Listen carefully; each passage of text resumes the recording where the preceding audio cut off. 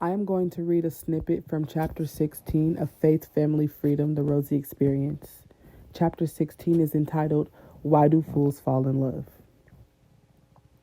I asked Push-Up SG what his name was. He told me Tez Loke, which was 100% definitive of an active gang member. Instead of running for the hills, my need to be wanted, and my eagerness to try and understand everyone in their background, I decided to continue to engage with him. I asked him what his government name was, and he called me the Feds. Again, another clear red flag that this guy was not the one I should allow to pursue me. Not only was he going by alias street names, but he also referred to me as the Feds for asking a basic question, i.e. his legal name. I had no physical attraction to this guy. All of his photos had filters on them, so I had no idea what he actually looked like. On top of that, my husband and I had only been separated since May. It was now July, and I had no business already allowing another knucklehead into my ears. I had started to work on my mental health, and I needed to dive deeper into the Word of God. I had no reason to be accepting advances from gang members on Facebook, but that did not stop me from engaging with him. At this point, he changed my name on Messenger to something cute like My Love or something corny like that. I had his name set as something cringy like Zaddy or something immature like that. I was 25, a few weeks away from my 26th birthday, and I had never had sex with anyone besides the man who abused and used me for 7 years. I was ready for something new. I had no idea how to wait because everything always happened fast in my life. I was not accustomed to being in God's timing because I always made things happen in my life. I had no idea the importance of patience because I was so used to being on the go. Tez wound up asking if he could come over to my house. I told him that I did not allow men around my children. He then told me that he had a lot of nephews and nieces and assured me that he knew how to deal with kids. I told him that I was the only adult at my house, and I was not comfortable with him coming over. He still said that he wanted to come. Little did I know, all of the information that I was giving him was all the leverage that he needed to own my mind and control my actions. I had no idea that I was communicating with the same demon I had just detached from. He was just in a new body.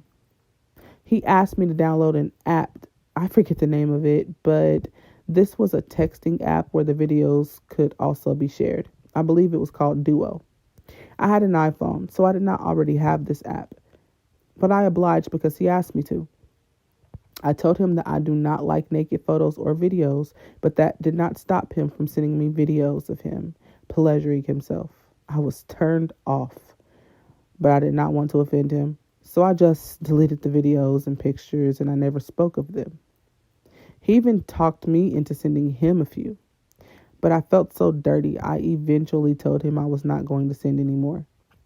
Another red flag was that he did not have an actual phone number, just an app that he liked to talk to me on, outside of Facebook Messenger. The night that he was pressuring me to send him my address, I wound up folding and sending it to him. Although I told him that I did not want to compromise my household, I still sent it. Luckily, he could not find a ride, but I then offered to Uber him to my house. This fact alone shows me that I was ready for whatever was to come if he came over my house. My words said that I wanted to remain a safe distance as I got to know him, but my actions said that I wanted to get him to my house by any means necessary. He refused to allow me to spend money on an Uber, so I eventually offered to come and pick him up myself. Luckily, he declined that as well, saying that he did not want me to get the kids out so late. Now that I look back, I realized that he had a change of heart due to his inability to be transparent about his living circumstances. I'll get into that part later.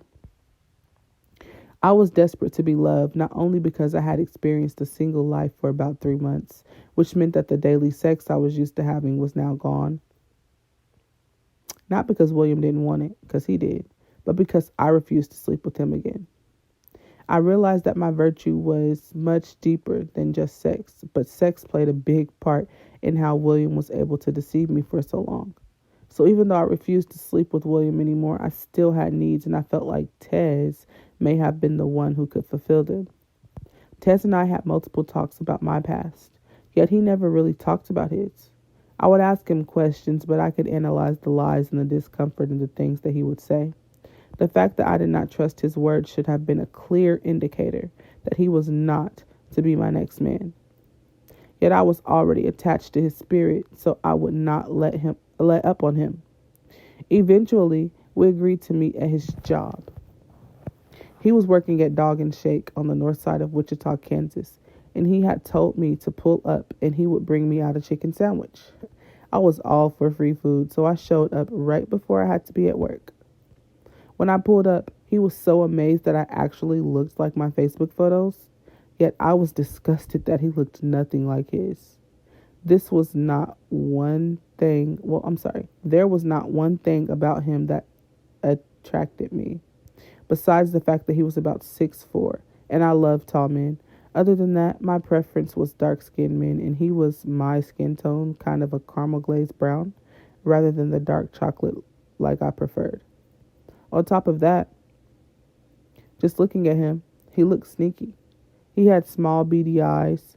In the way that he looked from side to side so quickly, he looked like he was always on the run for something or like he was watching his back at all times.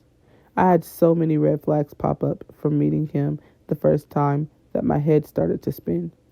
That did not stop me from allowing him to come sit in my car.